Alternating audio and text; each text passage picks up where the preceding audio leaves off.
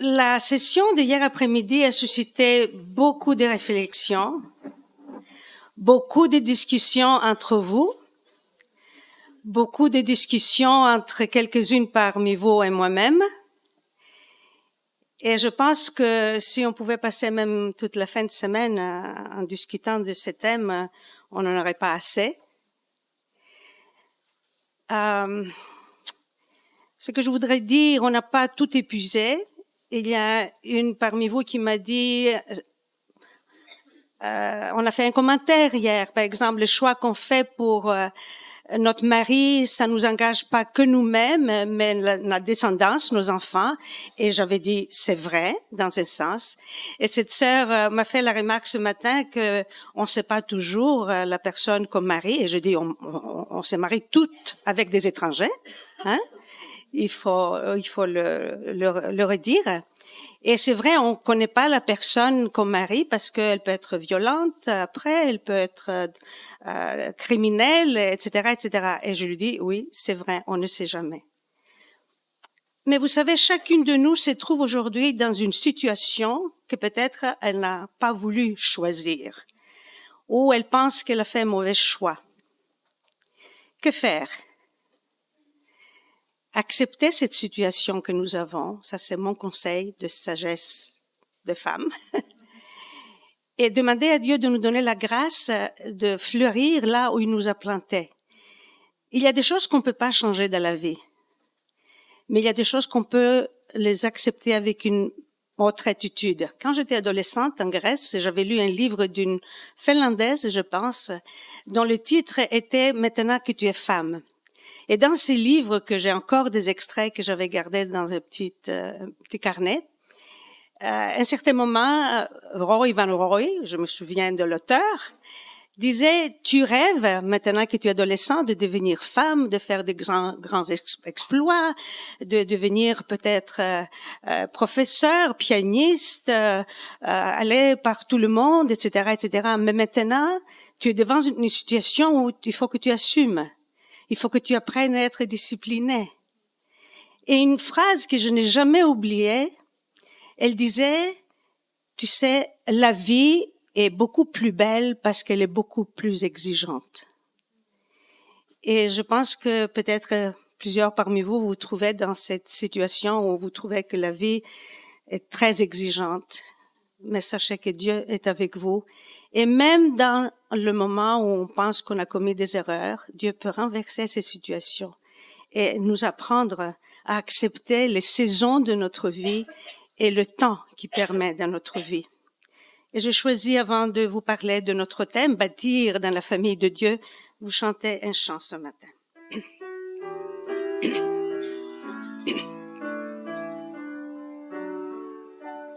En son temps,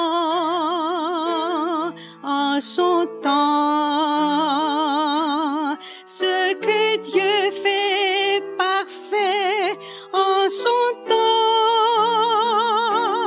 Seigneur Jésus, je te prie, montre-moi que dans ma vie, tu fais tout ce que tu dis en son temps, en son temps, en son temps. Dieu fait tout à merveille en son temps. Il me conduit chaque jour, me révèle son amour. Tout ce qu'il dit s'accomplit en son temps, en ton temps, en ton temps. Tu fais tout à merveille en ton temps. Ma vie est entre tes mains, en toi, Père, je me confie. Tu sais tout s'accomplira en ton temps, en ton temps, en ton temps. Ce que tu tu fais est parfait en ton temps. Seigneur, prends toute ma vie, qu'elle soit dès aujourd'hui pour toi une mélodie en ton temps.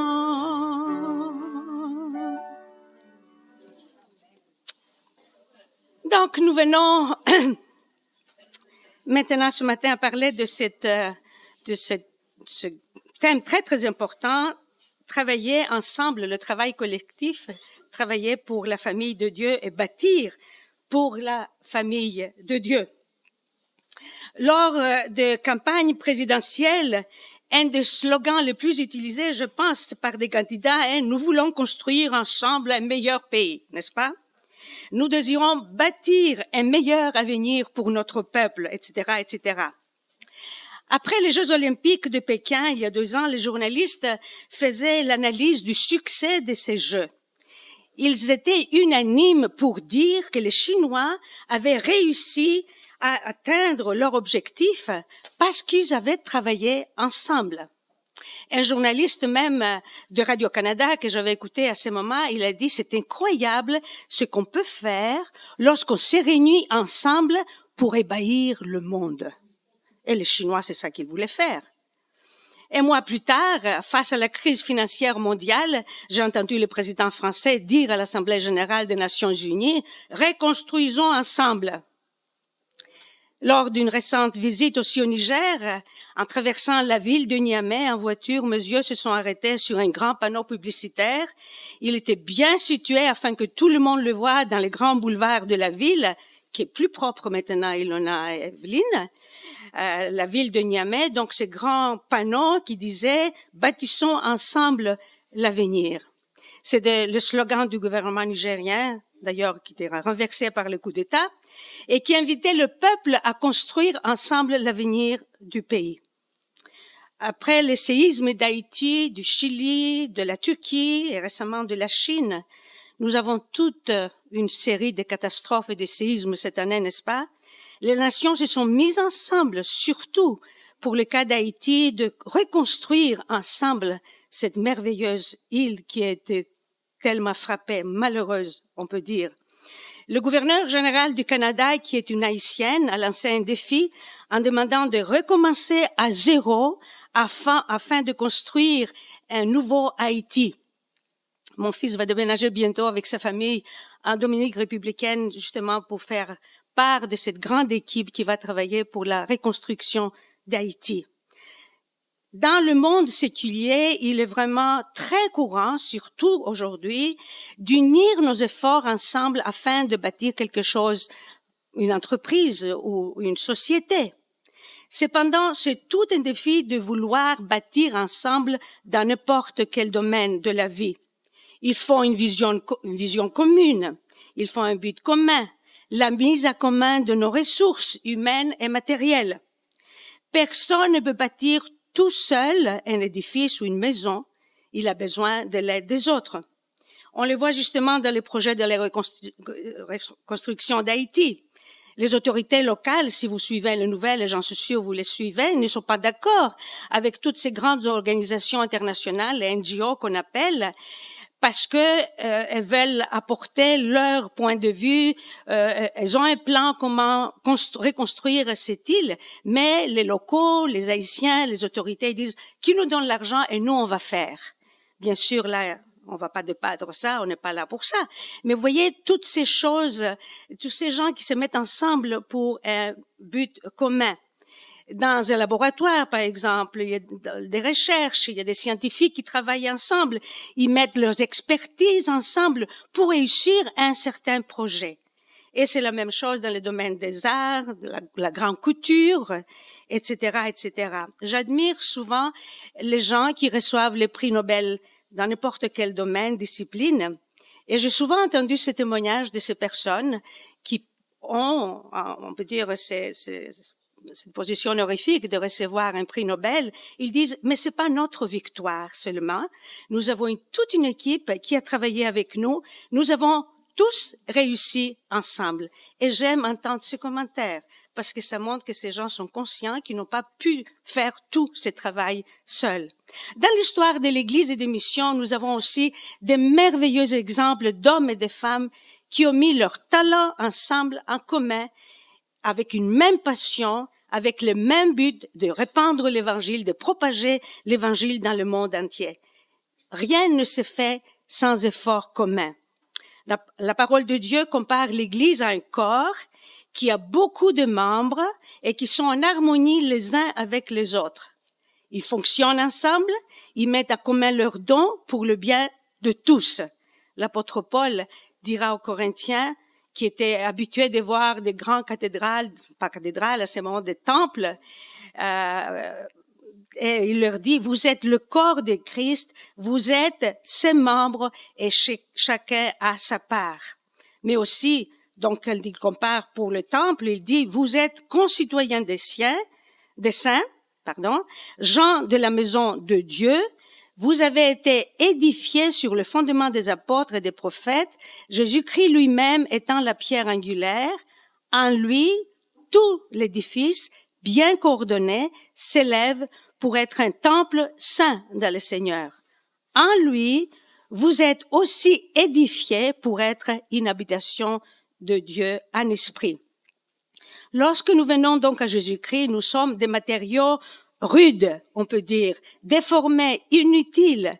Mais Dieu commence à faire un travail de transformation en nous, et des gens inutiles que nous étions, nous devenons des gens utiles, des personnes utiles, des pierres précieuses, aptes à prendre part dans la construction de l'œuvre de Dieu et de son royaume.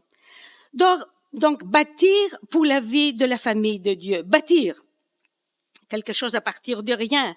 Ou rebâtir quelque chose qui était déjà brisé ou démoli. Peut-être nous venons des églises qui ont eu des problèmes, des divisions. Hein, ça arrive malheureusement, on est tellement humain. Et on a parfois à reconstruire de zéro, de quelque chose qui était démoli ou de zéro. Dans un projet de construction, il y a plusieurs initiateurs. Il faut avoir une vision précise et il est important de d'avoir une idée fixe, comme j'ai dit. Il faut choisir des matériaux, être prêt à travailler ensemble avec un esprit de sacrifice, sans ambition personnelle. On ne peut pas construire dans l'œuvre de Dieu si on cherche notre propre gloire. Et on le fait. On le fait, malheureusement. Peut-être je le fais à un certain moment dans ma vie et j'avais honte plus tard. Savoir aussi persévérer, patienter, cela prend du temps. Et bâtir ensemble, c'est un adverbe. Ce mot vient du latin, un mot composé en in et les sumules à la fois, c'est-à-dire l'un avec l'autre, en même temps, vivre ensemble, avoir l'accord et l'unité. Nous avons souvent l'idée individualiste de notre salut et de notre foi, mais en devenant, parce qu'on parle bien sûr, c'est notre conversion personnelle qui est unique pour chacune de nous, mais en même temps, nous devenons membres de la famille de Dieu et nous sommes appelés à construire ensemble ayant un même but. Et ça nous aide à grandir même spirituellement ensemble. Non seulement on construit nos vies personnelles en Jésus-Christ, mais en travaillant ensemble, en apprenant à travailler ensemble, à ce moment-là, nous grandissons spirituellement. Nos vies. Il ne s'agit pas de n'importe quel édifice, mais il s'agit de nos vies qui sont construites ensemble en Christ et en même temps, l'Église de Christ se bâtit, se lève, progresse. Nos vies qui nous sont propres, très différentes les unes des autres. Nos vies qui sont là avec nos personnalités, nos dons, nos forces et nos faiblesses. Nos vies qui, dans leur état naturel, comme je disais tout à l'heure, sont des matériaux informes à cause du péché qui les a démolis. Maintenant, ils sont transformés, rebâtis pour la cause du Christ. Et bien sûr, en Jésus-Christ. C'est là que nous voulons construire et avec lui, nous allons construire. Ça, c'est le secret. C'est pas tout seul, mais en Christ. Donc, on va voir maintenant, que ma mallette, à fermer. Quelques modèles bibliques. Vous savez, j'ai beaucoup de matériel ce matin. Excusez-moi, je vais peut-être un peu vite. Ça va? Vous me suivez? Vous êtes avec moi? Maintenant, là, il fait trop chaud. Peut-être on va s'endormir. Ça va? D'accord.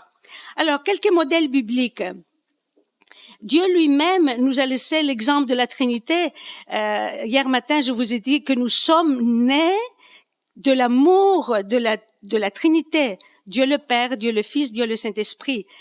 La Trinité était en action quand nous avons été créés, parce que on lit dans Genèse 1, verset 6, « Faisons l'homme à notre image ». Dieu, le Père, n'a pas dit « à mon image », mais à notre image. On voit donc le travail d'équipe, de cette équipe divine, on peut dire, qui travaille ensemble pour faire un travail merveilleux et produire, n'est-ce pas, ce que nous sommes. Dans l'Ancien Testament, Dieu appelait son peuple à vivre ensemble sa foi et avancer ensemble avec un but commun, connaître aussi davantage sa personne et en connaissant les uns les autres, ils grandissent. La sortie de l'Égypte, c'est un exemple, cette marche dans le désert avec ce but précis d'apprendre ensemble de marcher par la foi et à s'encourager mutuellement. La construction du tabernacle, je parlais de la sagesse, du mot sagesse qui était donné à ces hommes et à ces femmes qui par leurs mains ont travaillé pour le tabernacle. Il y avait toute une équipe qui travaillait là et le tabernacle était la première image de l'Église de Jésus-Christ. Donc, les hommes et les femmes qui travaillent ensemble avec un but commun, les artisans, les constructeurs, toutes sortes de métiers sont là, dans Exode 31, 35 et 36.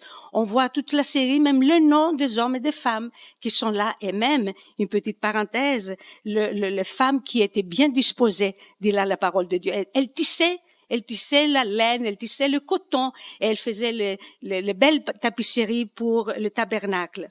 C'est un cas d'étude par excellence dans l'Ancien Testament. Nous n'avons pas le temps de le faire, comme celui d'Esdras et de Néhémie. Esdras, qui après l'exil est venu reconstruire le temple à Jérusalem, alors que Néhémie et son équipe a reconstruit la muraille dont on parlait. Et lorsque ces hommes sont partis là-bas, on lit dans Néhémie, ainsi parle Cyrus, roi des Perses, l'Éternel, le Dieu de cieux, m'a donné tous les royaumes de la terre, il m'a commandé de lui bâtir une maison à Jérusalem, en Juda. Qui d'entre vous est de son peuple? Que son Dieu soit avec lui, qu'il monte à Jérusalem et à Juda et bâtisse la maison de l'Éternel, le Dieu d'Israël. C'est le Dieu qui est à Jérusalem.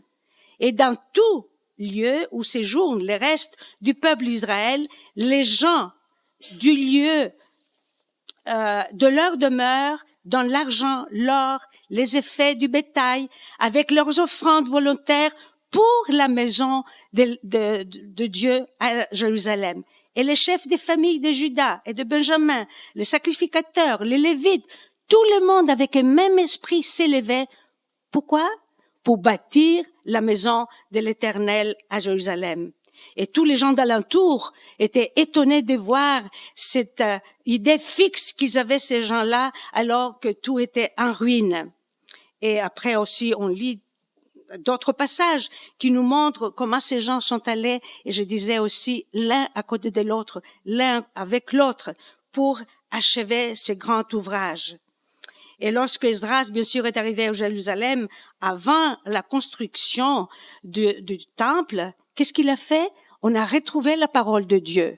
Et on a lu la parole de Dieu. Et cette parole de Dieu a produit un réveil parmi ce peuple exilé, endormi, on peut dire, spirituellement. Et tous ils sont mis ensemble pour travailler pour le Seigneur. La même chose dans le cas de Néhémie. C'est fascinant de lire ces deux livres qui nous donnent des leçons spirituelles très, très profondes.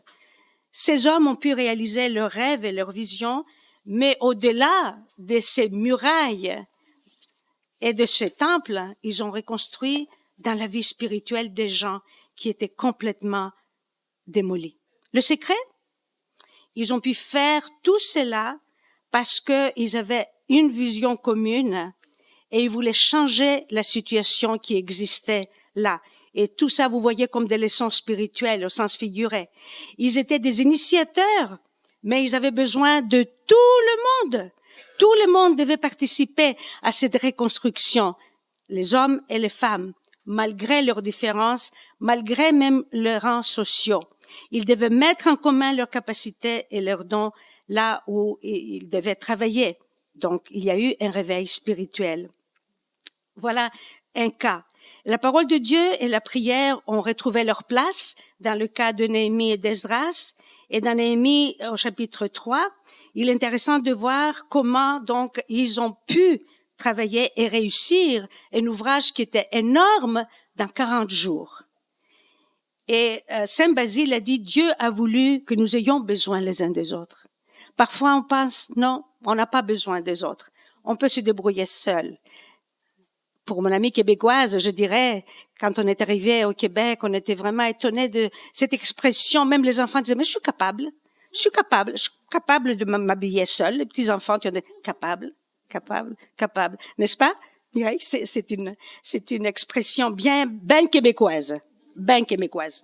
On est capable. Et très souvent, on pense qu'on peut faire des choses seuls.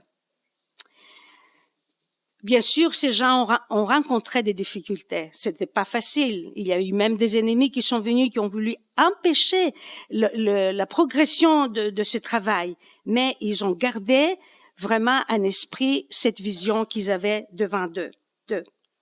L'exemple de notre Seigneur Jésus-Christ dans le Nouveau Testament.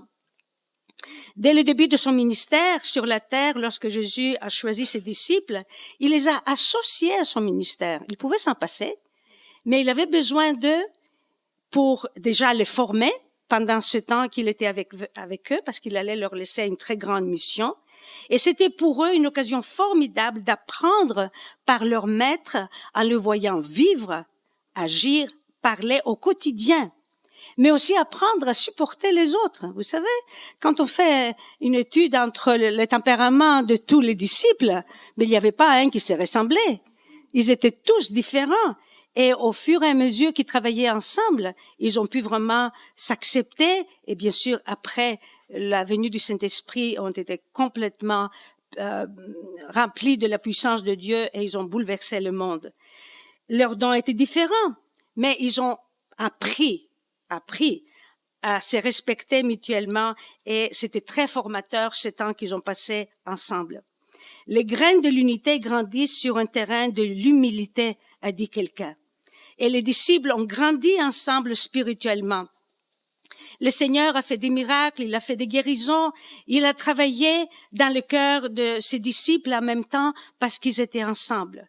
L'apôtre Pierre comme l'apôtre Jean témoignent plus tard dans leurs écrits qu'ils ont vu le Seigneur travailler, qu'ils étaient témoins de la façon qu'il a travaillé avec eux pendant les 3 ans, dans 2 Pierre comme dans 1 Jean 1. Mais à part ce groupe de 12 disciples et le groupe de 70, vous savez qu'à un certain moment, le Seigneur envoyait 70 en mission et ils sont revenus, ils ont dit tout ce qu'ils ont pu faire. Il y a un petit groupe qui passe très très souvent inaperçu. Je vous ai dit, j'aime les détails dans la parole de Dieu. Mais ce groupe a joué un rôle très important, certes différent, mais vraiment capital. J'aime ce groupe, j'admire ce groupe. Il s'agit d'un petit groupe de femmes qui très discrètement, mais très activement, a contribué au succès du ministère du Seigneur. Ce groupe était le nerf de la guerre, comme on dit. Vous allez voir. Je l'appelle le comité de soutien de l'équipe missionnaire de notre Seigneur Jésus-Christ. Si vous ouvrez votre Bible dans Luc 8, les versets 1 à 3, nous lisons. Ensuite, Jésus allait de ville en ville et de village en village, Luc 8, 1 à 3, prêchant et annonçant la bonne nouvelle du royaume de Dieu.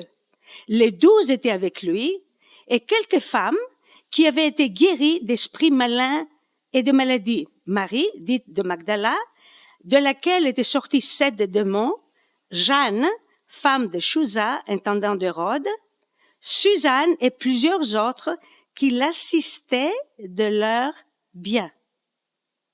le nerf de la guerre.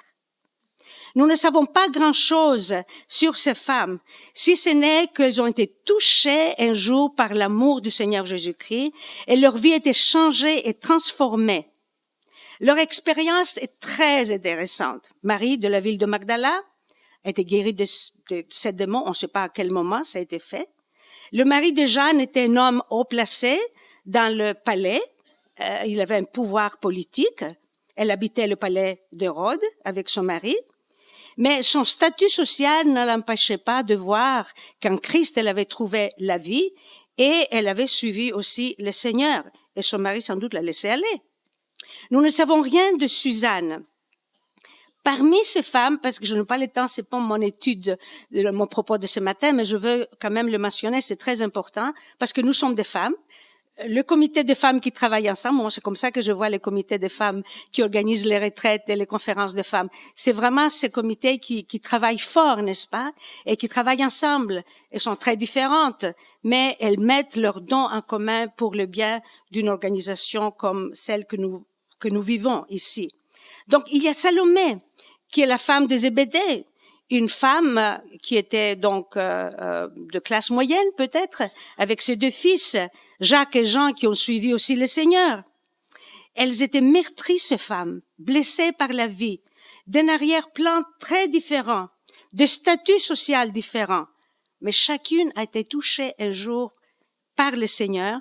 Son amour vraiment les a attirées et se sont unies ensemble malgré leurs différences. Et vous savez, elles ont accepté, vraiment, elles se sont acceptées les unes les autres, et le Seigneur les a acceptées comme elles étaient. Elles l'ont suivi, et à son contact, elles ont appris à s'accepter et à bâtir ensemble pour le royaume de Dieu. Elles étaient des pierres précieuses. Elles ont formé une équipe extraordinaire pour la cause de Jésus-Christ dans le monde. Il y avait une dynamique dans ce groupe de femmes. Elles ont mis toutes les ressources, c'était leur argent qu'ils mettaient en commun pour servir le Seigneur. C'est elles qui payaient les factures quand ils allaient de ville en village, quand ils mettaient peut-être passer une nuit dans il y avait de petits hôtels de ce temps-là où les voyageurs passaient la nuit, c'est elles qui payaient les factures, n'est-ce pas? Et elles avaient quand même cette vision. Il y a une dynamique entre elles. Elles savaient qu'elles appartenaient à ce groupe. Il y avait une réciprocité entre elles, une proximité. Elles ont servi le Seigneur par leurs moyens financiers ensemble. Elles étaient sa banque. Jour après jour, elles ont expérimenté, j'en suis sûre, une transformation dans leur vie. Et leur exemple me rappelle celui des hommes de David. Si nous lisons dans 1 Samuel, 2 Samuel, il y a tout un groupe de 200 hommes qui étaient blessés par la vie, qui n'étaient pas les gens haut placés, mais qui ont cru en David, qu'il allait devenir roi avant qu'il ne le devienne, et qu'ils étaient prêts à souffrir avec lui. Quel était leur but? 1 Samuel 22, 2. Tous ceux qui se trouvaient dans la détresse, qui avaient des créanciers même, ils avaient des dettes, et qui étaient mécontents, est-ce que ça nous ressemble? Se rassemblèrent auprès de lui, de David, et ils l'ont fait leur chef. Et ils se sont joints à lui. Leur but était que David devienne roi. Et c'était exactement le but de ces femmes dans l'évangile de Luc et dans les autres évangiles. Si on fait une étude en prenant les autres passages dans les autres évangiles, on voit que ces femmes étaient là, méprisées peut-être quelques-unes, mais elles ont choisi de suivre ce rabbin qui était très différent des autres rabbins, qui était critiqué par ses messages, qui avait le franc-parler. Mais elles l'ont suivi et l'ont servi jusqu'au bout. Ce matin encore, je lisais un petit passage dans mon petit culte vite fait ce matin, bien sûr, de ces femmes qui étaient au pied de la croix du Seigneur Jésus-Christ jusqu'au bout. Et bien sûr, elles étaient témoins après de la résurrection. Elles ont été chargées d'une mission après la résurrection, quand le Seigneur leur a dit « Allez dire à mes disciples que je suis vivant ». Voilà donc ce groupe de femmes qui a appris à travailler ensemble. Voyons dans les Actes des Apôtres, qu'est-ce qui s'est passé. Donc, cette idée est beaucoup plus développée dans le Nouveau Testament, de travailler ensemble. où nous trouvons justement la formation de l'Église et de la première communauté chrétienne. Le mot Église en français vient du mot grec, ecclesia. On le trouve 112 fois, ça veut dire ceux qui sont appelés hors d'eux. Le mot Église était très utilisé dans le monde grec. À Athènes, les gens se réunissaient sur le Parthénon, dans l'agora, pour discuter ensemble. C'était la démocratie, bien sûr, la démocratie sort de la Grèce, quand même on a fait quelque chose de bon pour le monde. Et tous les citoyens d'Athènes se réunissaient dans l'agora et on discutait les affaires de la ville. Les décisions les prenaient tous ensemble. Et c'est le mot ecclesia. Ils étaient l'église. Ils étaient appelés à ça. Dans le Nouveau Testament, bien sûr, le mot église est utilisé la première fois dans Matthieu 16, 18, où le Seigneur a dit à Pierre, je bâtirai mon église. Et ce mot est devenu très courant dans le Nouveau Testament pour décrire la communauté des croyants, l'ensemble de ceux qui ont entendu l'appel du Christ, qui sont venus à la croix. Le Saint-Esprit est venu à eux et ils sont devenus de nouvelles créatures. Et on voit aussi que ces gens ont appris à être ensemble, à vivre ensemble, et on trouve une grande dynamique parmi eux, encore une fois parce qu'ils avaient une vision commune et un but commun. Les premiers chrétiens ont vécu ce que le psalmiste exprimait dans le psaume 133. « Oh, qu'il est agréable, qu'il est doux pour des frères de demeurer ensemble. C'est comme l'huile précieuse qui répandue sur la tête, descend sur la barbe d'Aaron, qui descend sur le bord de ses vêtements. » C'était un sens figuré, cette bénédiction. C'est comme la rosée d'Hermon. Vous savez, le mont Hermon était peut-être quelques-unes parmi vous, vous êtes allés en Israël, je suis jamais encore allée, j'aimerais y aller. J'ai même une copine qui est à Jérusalem qui m'invite, mais pas le temps encore pour ça. Mais c'est du mont Hermon descend cette rosée. Et du mont Sion descend, on a parlé vendredi du mont Sion de Jérusalem, vous voyez, de cette bénédiction, de cette source qui est là. Et le psalmiste dit, c'est là que l'Éternel envoie la bénédiction, la vie pour l'éternité. Et les premiers chrétiens ont expérimenté donc cela. Voyons donc comment les premiers chrétiens ont vécu ensemble cette construction du royaume de Dieu. Pourquoi ils ont réussi? Pourquoi ils ont bouleversé le monde? Comment ils ont pu faire face à tant d'adversité, à tant de persécutions, et ils ont réussi leur projet de l'Église? Avant de partir de ce monde, le Seigneur a dit à ses disciples de rester ensemble, pas un ici et l'autre là, pour recevoir le Saint-Esprit. Et on lit dans Actes 1:4, comme il s'est trouvé avec eux à l'Ascension, il leur recommanda de ne pas s'éloigner de Jérusalem, mais d'attendre ce que le Père avait promis et ce que je vous ai annoncé, il leur a dit. Et à partir de ce moment, ils ont bâti leur vie ensemble en Jésus-Christ. Mais comment? On voit dans Actes 1:14, ils priaient ensemble. Tous de même accord persévérèrent dans la prière. Avec qui? Avec les femmes. Notre groupe de femmes. Ils étaient là. On l'oublie. Vous voyez? Et la mère du Seigneur Jésus et les frères du Seigneur Jésus. D'ailleurs, ils se sont joints après. C'est ça qui m'impressionnait. J'ai repensé ce matin, finalement, Marie était veuve, certainement. Parce que quand le Seigneur était sur la croix, c'est ça que j'ai lu ce matin dans mon texte de Jean, il a dit à Jean, voilà ta mère, et à sa maman, voilà ton fils. Donc, Joseph était mort entre-temps, et il confiait la responsabilité de sa maman, au point de vue humain, il était un fils merveilleux, n'est-ce pas?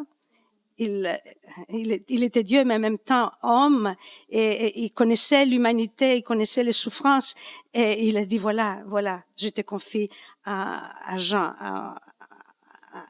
il sera ton fils. Donc, Marie était là aussi. Et après, le chapitre 2, verset 1, le jour de la Pentecôte, ils étaient tous ensemble dans le même lieu, les femmes étaient là aussi, et lorsque le Saint-Esprit est descendu, ils ont tous été remplis de la puissance du Saint-Esprit et ils ont manifesté ses fruits. De 120 qu'ils étaient 120, là, sur la chambre haute, le nombre de croyants a augmenté de 3000 de plus. à un seul jour, avec bien sûr le sermon mémorable de Pierre, de l'apôtre Pierre. Incroyable.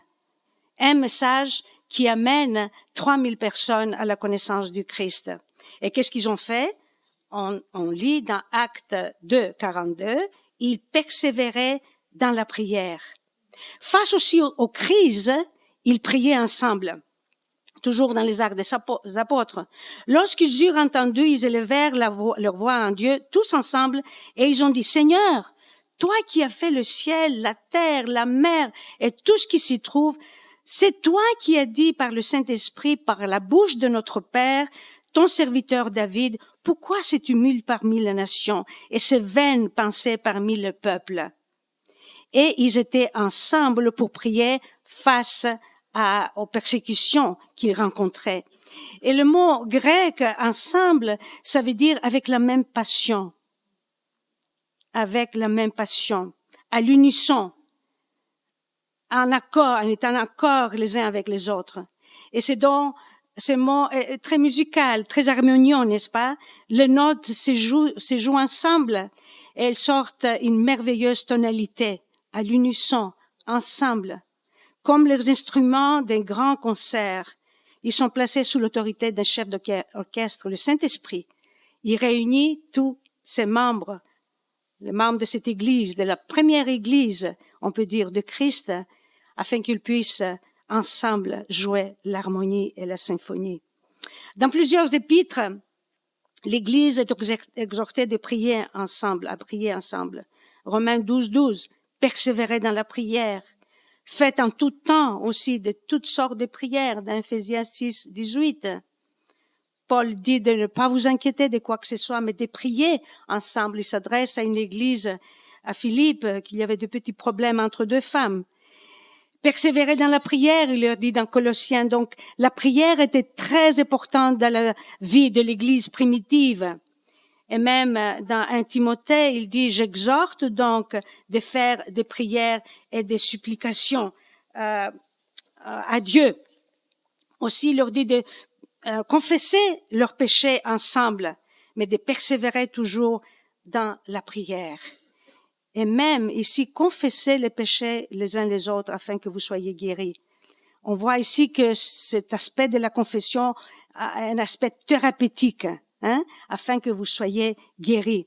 Et lorsqu'une église, je pensais, arrive à ce niveau spirituel, que ses membres se sentent libres à confesser leurs péchés l'un à l'autre, ce n'est pas toujours nécessaire, mais elle atteint un grand niveau spirituel. Je dis ça que ce n'est pas toujours nécessaire parce que s'il y a un péché qui n'a pas affecté les autres, c'est pas la peine que tout le monde le sache. C'était la première chose qui nous a choqués lorsque nous sommes arrivés en 69 au Libéria et dans l'église là de la mission où on allait, il y avait quelque chose qui nous avait gêné au début, quelqu'un qui avait commis l'adultère, on l'amenait devant tout le monde et il fallait qu'il confesse son péché. Et nous, on a trouvé ça très, très choquant parce que ça concernait pas tout le monde. Et après, les gens ont commencé à réfléchir, à penser, disant, oh là là, le regarder des yeux ronds, on peut dire. Et bien sûr, il était mis sous discipline. C'est qu'on fait toujours les églises en Afrique. On met les gens sous discipline. Mais il y a des péchés, si on s'est fait de pécher l'un l'autre, on doit se les confesser et on est guéri. Et le Seigneur dit que c'est vraiment quelque chose que nous devons pratiquer les uns les autres et prier les uns pour les autres. Et l'apôtre Paul demande aux chrétiens de prier aussi pour lui. Il voyait la place de la prière. Priez pour moi. Lui, il priait pour les chrétiens. Il ne cessait pas de prier pour ces jeunes chrétiens qui étaient ses enfants spirituels. Mais lui-même, il avait besoin de prière. Et combien je suis touchée quand les gens me disent « Je prie pour toi ». J'étais à Paris dimanche dernier dans l'église rue de Sèvres, une église que je suis jamais allée, mon mari, je pense, a été. Mais là, il y avait un monsieur qui m'a dit, oh, tu sais, Soula, vous savez, Soula, il me voit, je prie pour vous tous les jours. Moi, je savais pas que cet homme priait pour moi tous les jours. Ça m'a vraiment touchée, je commençais à avoir des larmes aux yeux. C'était vraiment touchant de savoir quelqu'un, bon, je lui envoie ma lettre, il n'a pas d'email, donc c'est pas régulier, c'est que je lui envoie. Mais il prie pour moi. Et je sais beaucoup de gens prient pour moi, comme il prie beaucoup des amis où j'envoyais ma lettre, ils prient pour nous pour ce week-end. Donc, l'apôtre Paul demande la prière aussi des chrétiens, la prière qui est très, très présente dans la vie de l'Église. Et aussi, l'Église priait lorsqu'il y avait des crises aussi, comme quand Pierre était en prison, dans le chapitre 12 des Actes des Apôtres. Qu'est-ce qu'on voit? L'Église est réunie chez une femme, Marie, la maman de Jean-Marc, et il priait toute la nuit. Et Pierre, sachant certainement que c'était un coin où les chrétiens se réunissaient pour prier, en sortant de la prison, il savait pas où aller, il allait directement à la maison de Marie. J'aime bien Marie aussi. Elle a pu susciter un fils qui est parti en mission. Il n'a pas eu de succès. Il était renvoyé, on peut dire, par Paul à un certain moment. Mais il est revenu et Paul a su reconnaître en lui qu'il était utile pour lui. Donc, l'Église primitive, son secret, prier ensemble. Est-ce que nos églises, est-ce qu'on prie vraiment beaucoup ensemble? Je ne sais pas comment ça se passe maintenant en France, mais je sais au Québec, quand on est arrivé, le mercredi soir, dans les réunions des prières, il y avait autant de gens qu'il y avait là dimanche matin. Plus maintenant. Alors, je ne sais pas comment ça se passe dans vos églises. Je ne sais pas. C'est un signe, n'est-ce pas, quand les réunions de prière ne sont plus fréquentées. Je sais que la vie est difficile. Je sais surtout dans les villes que la vie est exigeante et les femmes travaillent et les enfants, etc., etc. Mais quelque part, on a dévié et on dévie. Il faut qu'on revienne aux principes de la parole de Dieu. Et après, qu'est-ce qu'ils faisaient, les premiers chrétiens? Ils étaient enseignés ensemble dans la parole de Dieu. Ensemble. Et ils suivaient l'enseignement des apôtres. Les apôtres les enseignaient et ils étaient là. C'était le ministère principal des apôtres. Avant que le Seigneur parte de ce monde, il a dit à ses disciples, enseignez-leur à observer tout ce que je vous ai prescrit. Récemment, il y a eu un colloque au Canada autour du sujet, justement, de l'enseignement en groupe. Il y avait des gens du monde entier à Montréal qui ont discuté ce thème, le bienfait de l'enseignement en groupe. Dans le monde séculier, les gens le savent.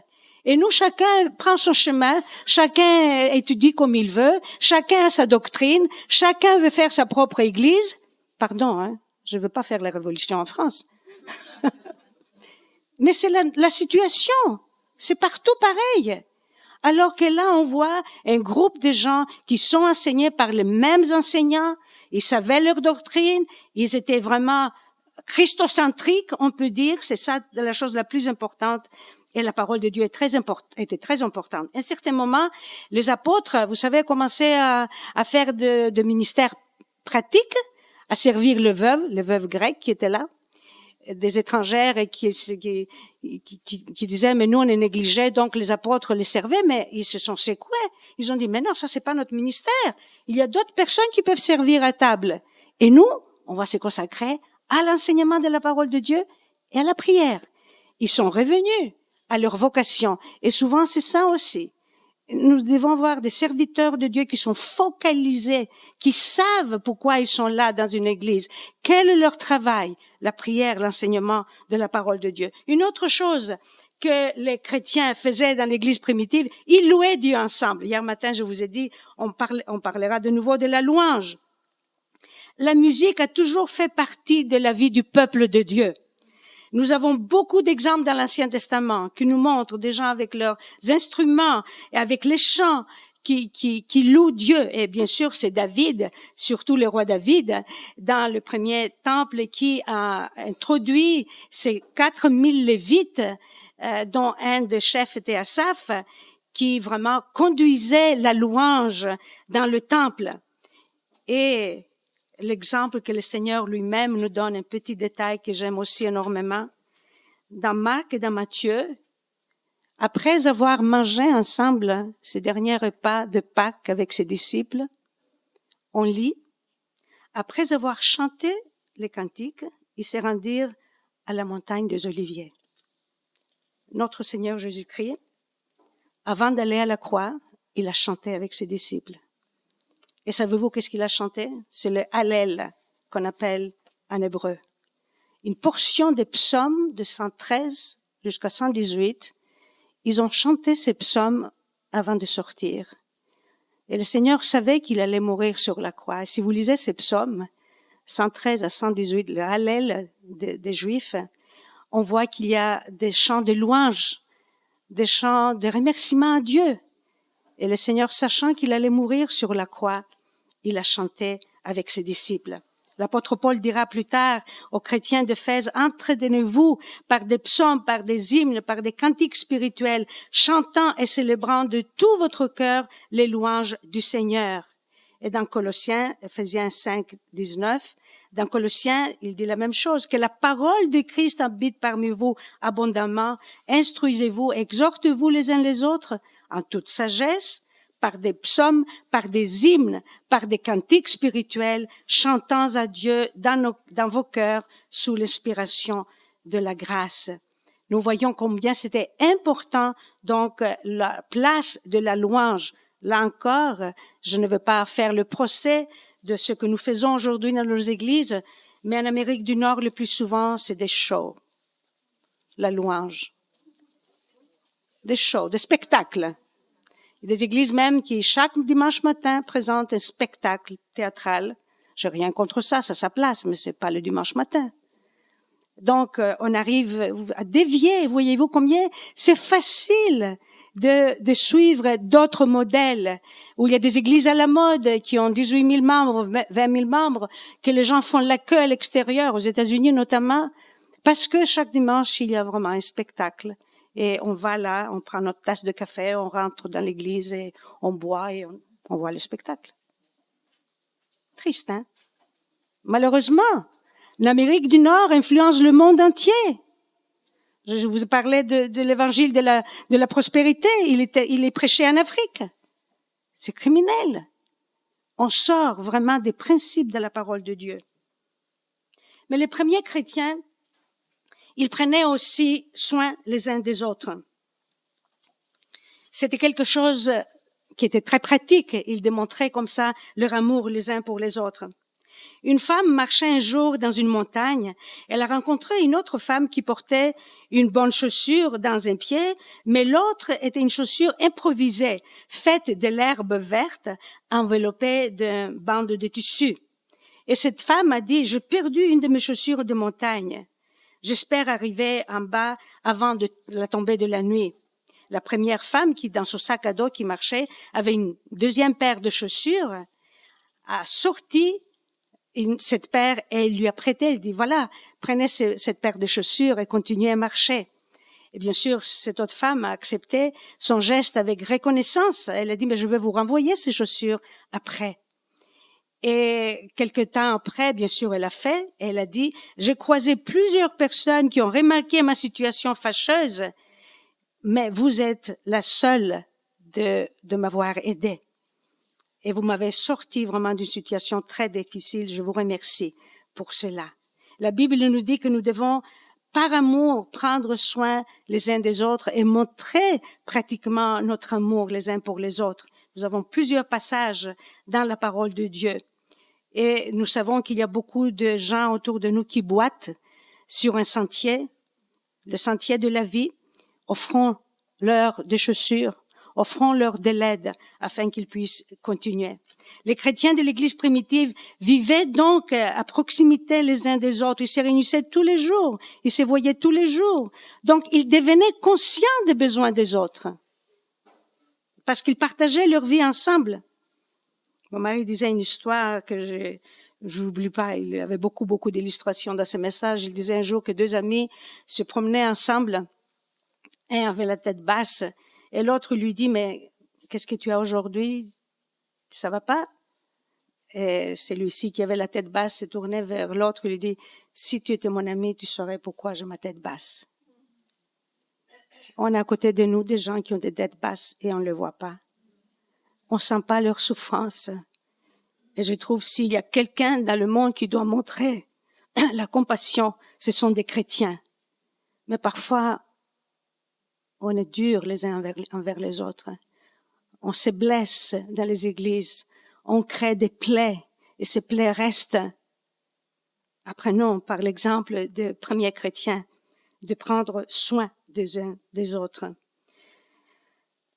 Donc, ils ont pu, avec cette attitude et avec ces moyens, avec leurs secrets, aller de l'avant et changer beaucoup de choses dans leur société. Il y a beaucoup d'exhortations dans la parole de Dieu, comme dans Romains, que l'apôtre Paul dit aux Romains, pourvoyez aux besoins des saints même, des gens qui viennent vous visiter et qui ont besoin de l'aide, faites-le. Et l'épître aux Philippiens que j'aime beaucoup, que j'enseigne parfois dans les retraites des femmes, c'est là où l'apôtre Paul écrit aux Philippiens. Pourquoi? Lui, le missionnaire, il écrit une lettre de remerciement à une église qui le soutient financièrement. C'est tout. Relisez Philippiens avec cette idée. Un missionnaire qui écrit à une église qui le soutient, et c'est la seule qui l'a vraiment soutenu financièrement. Et Paul est reconnaissant. Il dit 1 fois et 2 fois, vous m'avez envoyé pour pourvoir à mes besoins. Donc, il donnait aussi très généreusement les chrétiens. Il y avait des famines à Jérusalem et les églises de la Grèce ont ramassé des offrandes, de l'argent pour envoyer aux chrétiens de Juda qui étaient loin d'eux. Ils ne les connaissaient pas. Vous voyez, ces choses que nous faisons aujourd'hui en tant que chrétiens, et on le fait. Merveilleux, on fait beaucoup de choses, je dis pas. Tout n'est pas noir quand même. Hein. Je ne veux pas brosser un tableau noir, parce que je sais comment les gens participent. J'ai lu récemment aussi comment les églises de la France ont ramassé des fonds pour Haïti, etc. Et on le fait. Mais voyez-vous, l'apôtre Paul le dit déjà là. Ils étaient conscients alors que les nouvelles ne venaient pas aussi vite que nous avons les nouvelles aujourd'hui, mais ils prenaient part à ces choses. Et il y avait des offrandes collectives, bien sûr, et l'apôtre Paul leur dit, mais donnez ce que vous voulez. Et parfois, il mentionne les églises de la Macédoine qui étaient très pauvres. Et même dans leur pauvreté, ils insistaient à dire à Paul, mais prends aussi notre offrande, prends aussi notre argent pour les chrétiens de la Judée. Je passe. Et bien sûr, pourquoi ils l'ont fait, ces chrétiens? Il dit, parce que vous connaissez la grâce de notre Seigneur Jésus-Christ, qui pour vous a été pauvre, alors qu'il était riche, n'est-ce pas? 2 Corinthiens 8, 9. Une autre chose que les premiers chrétiens faisaient, ils mangeaient ensemble. Bien sûr, dans la retraite, c'est merveilleux, hein, ça c'est des temps forts, je trouve, des retraites, de manger ensemble, de jouir ensemble, de bons repas préparés pour nous. Mais les premiers chrétiens faisaient les agapes, comme on les appelle, une activité qui édifie les chrétiens et qui vraiment les aide à se connaître. Il y a des moments intimes autour d'une table, même dans une famille, quand on s'est réunis pour manger ensemble. Et on peut manger juste une soupe ensemble et se réjouir ensemble. Tout dépend de notre cœur, de notre disponibilité. Et c'est vraiment un principe que nous devons garder et mettre en pratique. Le Seigneur nous donne aussi l'exemple. Il avait l'habitude de manger dans les maisons qu'on l'invitait avec ses disciples, d'un village à l'autre quand ils allaient. Ils étaient reçus dans les familles, dans les maisons. Marthe et Marie l'ont reçu la toute première fois qu'il est passé par Béthanie. Et le Seigneur aimait avoir ce temps de communion fraternelle autour d'une table. Et il a fait, comme avec la louange, avant de partir de ce monde, avant d'aller à la croix, il a mangé encore cette fête Pâques. D'ailleurs, c'est lui qui a dit à ses disciples, allez préparer la Pâques. Il a gardé bien sûr la coutume juive, qui était le symbole de la sortie d'Égypte. Et j'en suis sûre que les disciples n'ont jamais oublié ce dernier repas avec leur maître. Et ils l'ont transmis fidèlement aux premiers chrétiens. C'est pour cela qu'ils mangeaient ensemble et ils rompaient le pain ensemble.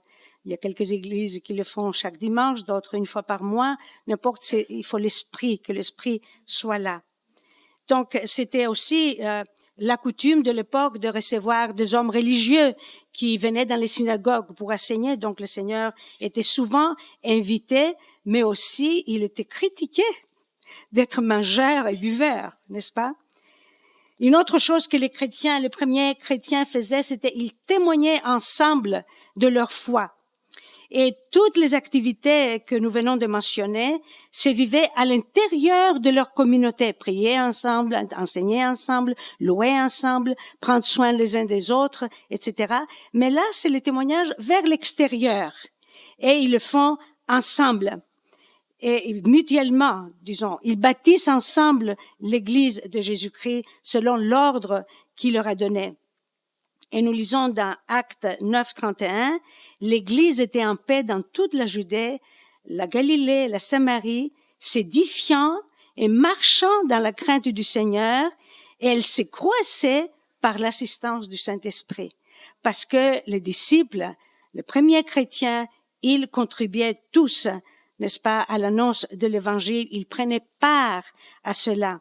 Et les premiers chrétiens, comme nous savons par l'histoire de l'Église, ont contribué à transformer leur culture, qui était la culture éparpillée un peu partout, la culture gréco-romaine, et ils ont vraiment bouleversé le monde. Je reviens à ce verset que a été dit pour les chrétiens dans Actes 17:6.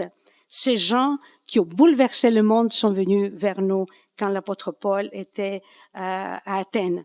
Et je rends d'abord grâce, dit Paul aux Romains, à mon Dieu par Jésus-Christ au sujet de vous tous, de ce que votre foi est renommée dans le monde entier. Dans le monde entier. Bien sûr, le monde de leur temps était assez limité, c'était tout l'empire gréco-romain. Et aux Thessaloniciens, il leur écrit de Corinthe, 700 kilomètres Thessalonique de Corinthe, et il leur écrit, après son passage, il leur dit, vous savez, j'entends parler de vous, vous êtes convertis, vous avez abandonné les idoles pour suivre Dieu, et ça, c'est répandu jusqu'à l'Achaïe, jusqu'au sud de la Grèce. Et je dis, il n'y avait pas de télévision, ni de téléphone portable, ni d'emails, etc. Et les nouvelles étaient répandues partout, que ces chrétiens vraiment avaient abandonné leurs idoles. Et ils témoignaient ensemble. Donc on voit le témoignage individuel et collectif. Et c'était très, très efficace. C'était aussi suivi par leur vie. C'était pas seulement des paroles, mais c'était des actes. Et ça, c'était pour cela qu'il y avait cette efficacité, on peut dire, dans leur témoignage.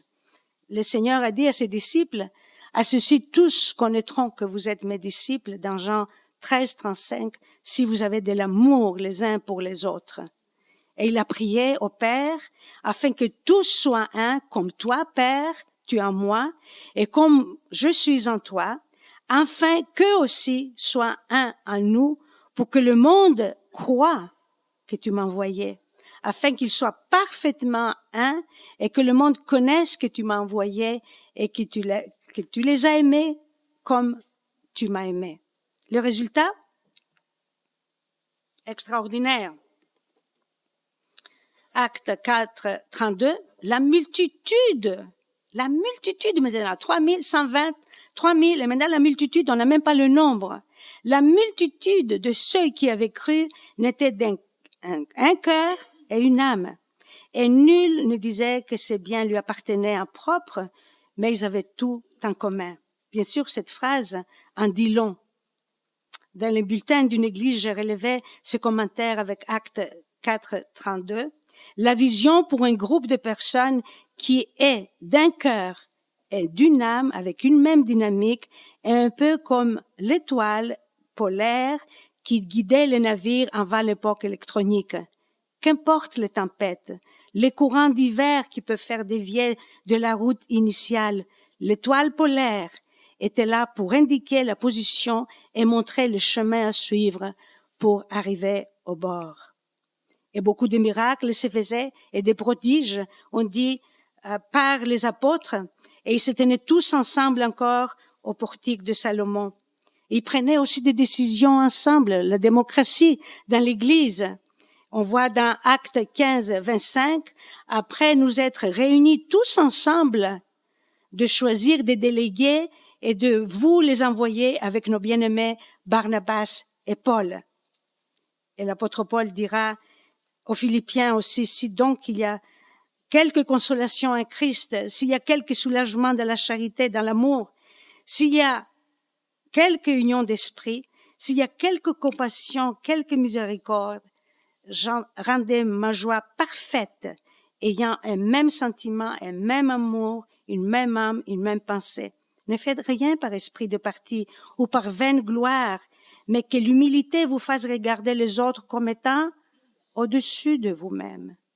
Au-dessus de vous-même. Ayez en vous les sentiments qui étaient en Jésus-Christ. L'exemple nous est donné par notre Seigneur. Tous ces versets et tant d'autres nous montrent cette magnifique réalité que les apôtres et les premiers chrétiens vivaient ensemble. Ils se trouvaient ensemble tous les jours. Ils priaient ensemble, ils agissaient ensemble, ils travaillaient ensemble. De cette façon, ils ont bâti ensemble leur vie en Jésus-Christ et ils ont bâti l'Église de Jésus-Christ de leur temps. Les premiers chrétiens faisaient front commun aussi publiquement face aux non-chrétiens qui les attaquaient. Ils en ont eu des persécutions, ils ont eu des problèmes, mais ils étaient là, même s'ils avaient des problèmes entre eux, parfois, et bien sûr, je ne peux pas dresser, je veux le mentionner, une image idéale, parce qu'il y a eu malheureusement Ananias et Saphira dans le chapitre 5. Ils ont fait face à cela, mais face à l'opposition, face au monde qui les attaquait, ils étaient unis ensemble. Ils avaient un témoignage très, très fort. Et bien sûr, ils avaient des conflits, mais on leur enseignait, les apôtres enseignaient comment résoudre les conflits. Et si on avait le temps de voir dans Philippiens 4, le petit différend qu'il y avait entre deux femmes qui étaient responsables dans l'œuvre de Dieu à l'église de Philippe, on sait pas quelles étaient leurs responsabilités, mais l'apôtre Paul dit, et se sont combattus ensemble pour moi, pour l'évangile, pour Évodie et Syntyche. Vous vous souvenez de ce petit passage, 2 versets. Mais là, moi, j'ai établi tout un moyen, on peut dire, un processus de résoudre des conflits. Et Paul nous donne des suggestions avec cela. Il y avait le conflit, il y avait des problèmes, et Paul les mentionnera ailleurs, mais il vraiment essayait de résoudre leurs conflits et mon temps est passé. Je voulais parler de la place du pardon. Oui, d'accord.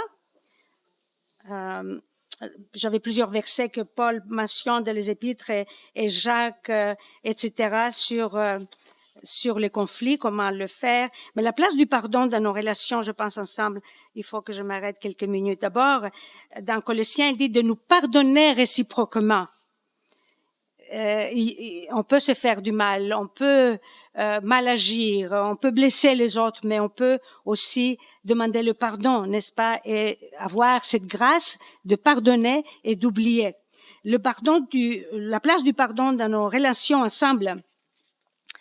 Les disciples avaient cette question, avaient ce problème, mais ils ont dit au Seigneur un jour, combien de fois je dois pardonner à mon frère? Vous vous souvenez, Matthieu 18, 21 à 22. Il y a aussi le serviteur impitoyable que lui n'a pas su pardonner, alors que le patron avait laissé tout l'argent qu'il lui devait. Lui, pour une petite somme, il est allé chercher son collègue, lui dit, mais tu me donnes tout l'argent maintenant. Matthieu 18, 23 à 35. Pardonnez aux autres aussi comme Dieu nous a pardonné, dit l'apôtre Paul dans Ephésiens 4, 32. Une courte définition du petit Larousse au sujet du pardon est la suivante. Renoncer à punir une faute, renoncer à se venger d'une offense et cesser d'entretenir à l'égard de quelqu'un de la rancune et de l'hostilité pour ses fautes. Je répète, renoncer à punir une faute, ça c'est tout à fait biblique aussi, renoncer à se venger d'une offense et cesser d'entretenir à l'égard de quelqu'un de la rancune ou de l'hostilité. Nous pensons souvent, j'ai droit. Moi, j'ai tout le droit de vraiment en vouloir à cette personne, d'être en colère avec cette personne. Il peut y avoir des colères entre les membres de nos familles aussi, n'est-ce pas? Non seulement dans la famille de Dieu, mais dans notre famille proche. Les relations, vous savez, les relations les plus fragiles, je trouve, sont les relations familiales. Hein? Des choses que nous prenons comme acquises, que ce soit mon frère, ma sœur, mon mari, ma femme, etc., mes enfants. Ah, ben ça c'est un acquis mais merveilleux. La relation est magnifique. Ouf, une crise arrive, un contretemps arrive et voilà, tout s'est fragilisé, tout est rompu même. Donc ces relations sont très fragiles, on s'est fait du mal. Cependant, par amour pour Dieu, par amour et respect envers moi-même, j'ai choisi, envers moi-même, pas envers l'autre, j'ai choisi de lui pardonner pour tout le mal qu'il ou elle m'a fait et j'accepte avec courage toutes les conséquences qui sont même amenées dans ma vie. Je renonce à tout sentiment négatif envers cette personne et j'ai choisi de l'accueillir telle qu'elle est, égoïste, menteuse, hypocrite, manipulatrice, orgueilleuse, etc., etc. Il faut comprendre, n'est-ce pas, le pardon. Pardonner quelqu'un est plus bénéficiaire pour nous que pour l'autre. Et soyons sûrs de l'offense. Il faut identifier quel est vraiment le problème. Comprendre bien les raisons pour lesquelles nous devons pardonner, parce que Dieu nous a pardonné. N'est-ce pas? Le pardon nous libère de la colère et de l'amertume. Et le pardon déjoue l'ennemi. On ne laisse pas la place à l'ennemi. Le pardon manifeste aussi le caractère de Dieu aux autres autour de nous. Et ces trois pas doivent se faire entre Dieu et entre nous. Mais il y a aussi des pas que nous devons faire envers l'autre personne. Cette personne peut se repentir ou pas. Nous devons la pardonner. Et si c'est nécessaire, on peut poursuivre une restitution et la restauration de la relation. Et poursuivre la restitution, si la personne, par exemple, a volé quelque chose, rendre l'objet. Prier afin que Dieu nous donne la grâce et la sagesse si la personne continue à nous causer des problèmes. Mettre des limites aussi dans cette relation et demander à un ami fidèle de nous aider à surmonter notre colère si elle est toujours là. Ne parle plus de cette affaire ni de cette personne d'une manière négative. Il faut apprendre à cultiver le pardon. Le pardon nous libère et nous permet d'avoir une bonne santé mentale, même physique, et la paix dans notre cœur. Je ne peux jamais oublier cet exemple que vous avez certainement lu dans le livre de Corrie ten Boom, qui était face à ce nazi qui avait maltraité sa sœur elle-même quand ils étaient dans les camps de concentration en Allemagne, et qu'elle se souvenait d'avoir passé toute nue parce que cet homme les avait obligés de le faire devant lui. Et plus tard, quand elle était elle-même en Allemagne, elle parlait de la réconciliation avec les autres et elle voulait pardonner. Et cet homme était dans une de ses conférences et il est venu devant elle et il lui a tendu la main. Elle a reconnu. Et Corrie dit, je n'étais pas capable de lever ma main. Il lui a dit, mais Fräulein, il demande, mais je suis un enfant de Dieu maintenant. Elle n'est pas capable. Sa main là, elle reste clouée ici, alors que lui, il a la main tendue. Et elle prie que Dieu lui donne la force et le courage. C'est à ce moment-là qu'elle a compris. Elle a pu lever la main, lui donner la main. Elle a compris le pardon. Qu'est-ce que c'est que le pardon? Ce n'est pas facile. Mais c'est un merveilleux exemple. Et j'ai eu des exemples ailleurs, d'autres personnes, et notamment une église en Afrique du Sud, au Cap, quand il y a eu des attaques dans cette église et les gens sont rentrés, des terroristes, et ils ont tué plusieurs personnes. Mon mari et moi, on avait été dans cette église. Et le pasteur de cette église a écrit un merveilleux livre sur le pardon. Et comment ils ont pardonné à ces gens-là. Ils sont allés les voir en prison, etc., etc. On a maintes exemples de ces personnes. C'est des choses que nous apprenons. Nous connaissons pas. Notre nature ne peut pas le faire. N'est-ce pas? On veut garder nos droits. On veut rester sur nos positions. Mais à cause de l'amour de Jésus-Christ, nous le faisons. Et nous bâtissons l'église de Jésus-Christ ensemble. Les gens changent souvent d'église. Ils veulent trouver des églises parfaites, mais il n'y a aucune église qui est parfaite. Et quelqu'un m'a dit, mais si, par exemple, moi je vais aller dans une église qui est parfaite, on peut dire, mais le jour que moi je rentre, elle sera plus parfaite. Et c'est ça, exactement. Et nous courons ensemble pour cela. On ne peut pas courir seul pour accomplir l'œuvre de Dieu, pour faire l'œuvre de Dieu, bâtir l'église de Jésus-Christ. Un officier de l'armée de l'air racontait que durant le parcours de combattant qu'il a dû accomplir durant son entraînement, a changé sa vie complètement. À son premier essai, il a complété le parcours avec beaucoup d'avance sur les autres, tous les autres. Et le sergent qui était instructeur de tout le monde lui est vraiment tombé dessus immédiatement. Il lui a dit, mais qu'est-ce que vous faites? Où sont vos camarades? Il me dit, là-bas, en arrière, c'est moi qui ai gagné, je suis le premier. Et il lui a dit, il ne s'agit pas d'être le premier. Il s'agit de compléter le parcours, d'arriver ensemble avec les autres. Et c'est ça que cet homme a dit, vraiment, j'ai compris, ça a changé ma vie.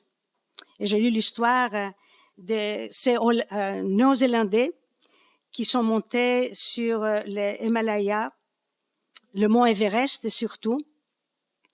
Et on a dit que c'était un d'eux, c'est lui qui était le premier en haut.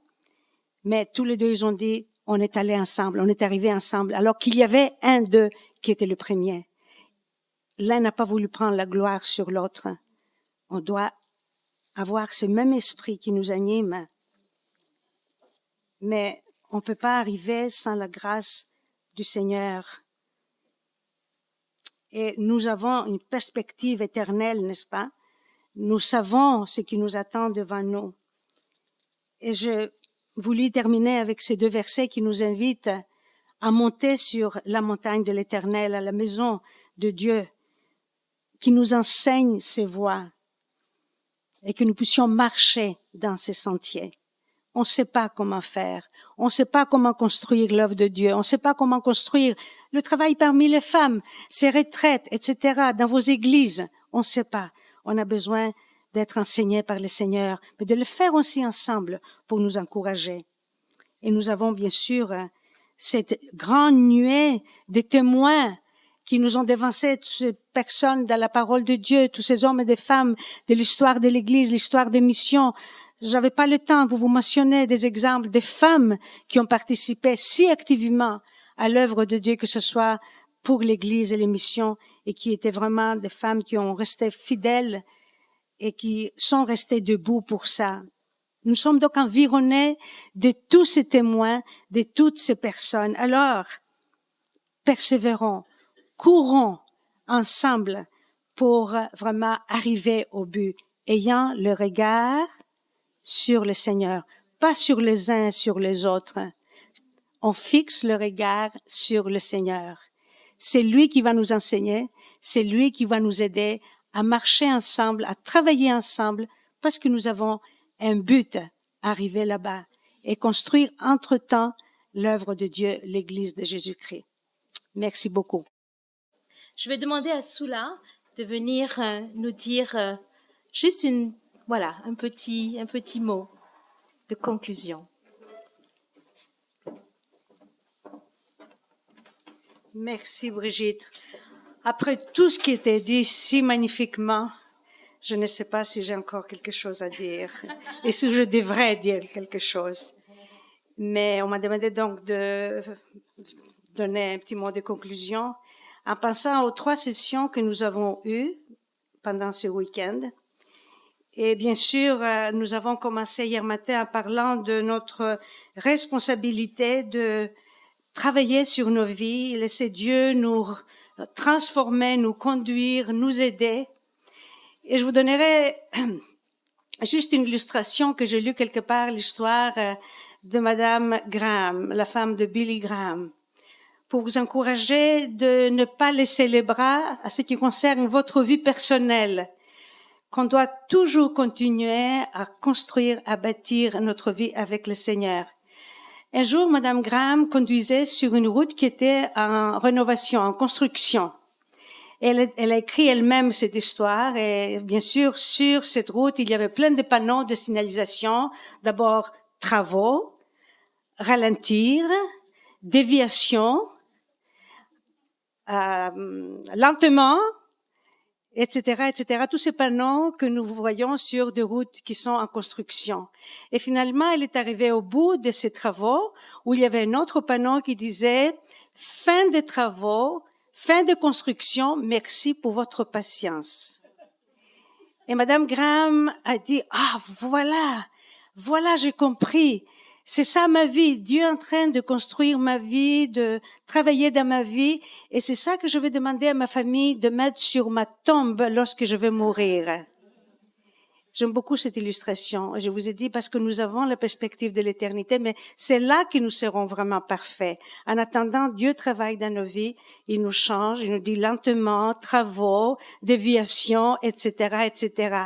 Et effectivement, j'ai lu il y a déjà 1 an de ça, Madame Graham est morte il y a 3 ans maintenant. Effectivement, sa famille a mis ça sur sa tombe. J'ai même une photo dans mon ordinateur. Fin de construction, en anglais bien sûr. Merci pour votre patience. Et ce qui concerne de la construction de la vie du couple, vous savez, beaucoup de gens ont dit qu'ils se découragent 1/2 heure avant la réussite de quelque chose.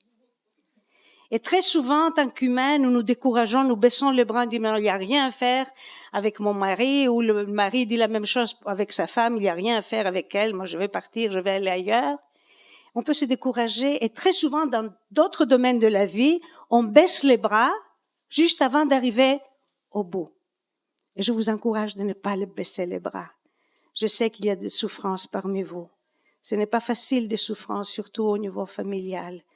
Mais s'il vous plaît, pour l'amour de Dieu, pour vos propres biens, essayez de travailler là-dessus, d'être patiente, de vous tenir sur les promesses de la parole de Dieu qui promet de ne pas vous laisser, de ne pas vous abandonner. Et à ce qui concerne la construction de la famille de Dieu, c'est ça que nous voulons faire. Chacune de nous, nous sommes des pierres précieuses. Dieu a besoin de chacune de nous, des jeunes, et encore, je suis tellement reconnaissante d'avoir les jeunes filles, les jeunes femmes avec nous. Vous êtes la relève, vous êtes le demain de nous toutes. Et je vous encourage à travailler avec tout votre cœur, avec passion, avec enthousiasme.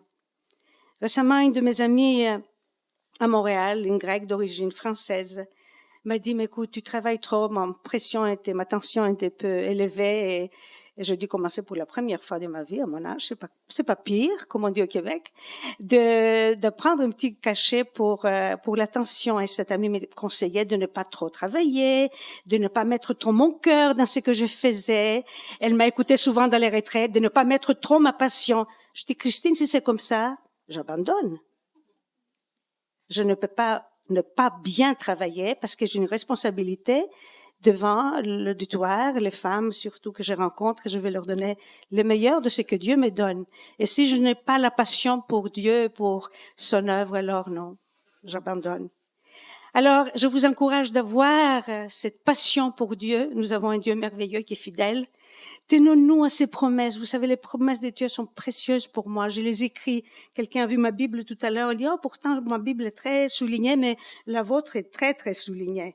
Et si vous la prenez, il y a des dates, il y a des endroits, il y a des villes du monde entier et des versets que des gens me donnent ou mon mari m'a donné. C'est une vieille Bible que je ne veux pas abandonner, que je la garde. C'est comme un commentaire biblique en même temps.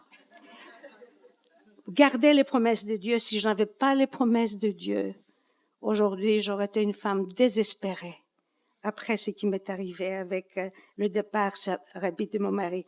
Et je vais vous laisser ce verset de 1 Corinthiens 15, 58. L'apôtre Paul, dans ce chapitre, fait un grand exposé de notre espérance qu'un jour, le Seigneur va venir nous prendre, qu'on va être ressuscité, qu'on va vivre avec lui. Notre perspective, c'est le ciel. Et puisque c'est le ciel, alors l'apôtre Paul dit aux Corinthiens, ainsi, mes frères, moi je vous dis, mes sœurs bien-aimées, soyez fermes, soyez inébranlables, travaillant de mieux en mieux à l'œuvre du Seigneur, sachant que votre travail ne sera pas vain dans le Seigneur. Que Dieu nous aide à rester fidèles.